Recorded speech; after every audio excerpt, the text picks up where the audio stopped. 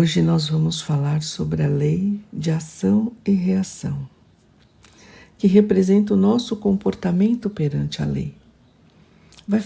Nós vamos falar hoje que somos responsáveis por todas as nossas atitudes. A doutrina espírita explica que tudo se encadeia no universo. Nada acontece por acaso. Portanto, há sempre uma consequência natural de causas e efeitos, ações e reações. Todos nós vivemos neste universo infinito criado por Deus, o nosso Pai. Consequentemente, tudo e todos estamos sujeitos às leis de Deus, ou seja, às leis naturais.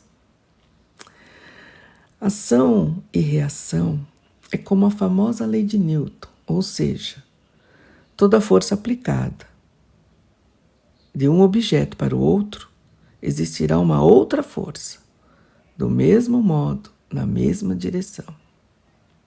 Então, a gente pode entender que a lei de ação e reação nos diz que para cada ação que fizermos, existirá uma reação oposta e na mesma intensidade. Nós temos no Livro dos Espíritos, que nos norteia sobre a lei de ação e reação. Nós temos a Gênese no capítulo 2 e temos também na obra O Céu e o Inferno. E na obra O Céu e o Inferno, o Código Penal da Vida Futura, que é um capítulo apresentada por Kardec, ela nos leva a refletir sobre essa lei de ação e reação, que reage os nossos caminhos.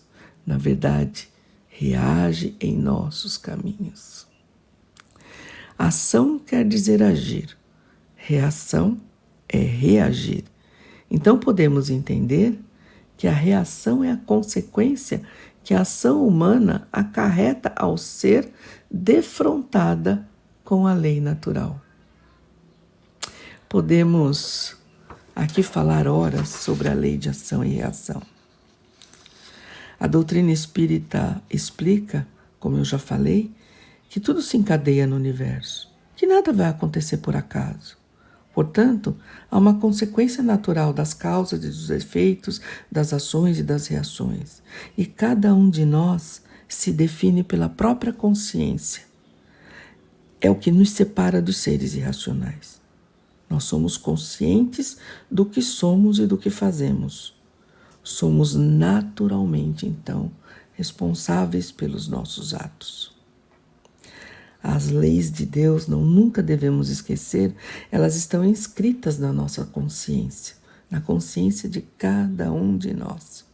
Então, sendo assim, aquilo que nós chamamos de castigo, que isso pode ser um castigo, não provém de Deus, mas provém das nossas próprias ações. Interessante refletir sobre isso, Porque às vezes a gente quer buscar um culpado para tudo que acontece conosco. Então, cabe a cada um de nós eleger o nosso melhor, eleger aquilo que podemos fazer de melhor, entender que nós temos discernimento para determinar aquilo que fazemos e não esquecer que se a semeadura é parte, você pode fazer em qualquer momento, a gente não pode esquecer que a colheita também é parte do processo. E essa colheita é obrigatória, independente da semente da terra que se planta. E é com ela que a gente vai nos defrontar mais cedo ou mais tarde. Então é importante que passemos a refletir um pouco melhor quando uma pessoa chega perante nós, às vezes nos defrontando em algum problema. Às vezes quando nós falamos um pouco mais alto com as pessoas, porque a gente não pode esquecer que ninguém é responsável pela ação do outro. Se eu falei um pouco mais alto, se eu briguei, é porque eu tinha consciência sobre isso. Eu fiz porque eu quis. E quando a gente fala fiz porque quis, é porque Deus nos dotou de uma lei que eu acho muito, muito importante nas nossas vidas, né? Que é o livre-arbítrio.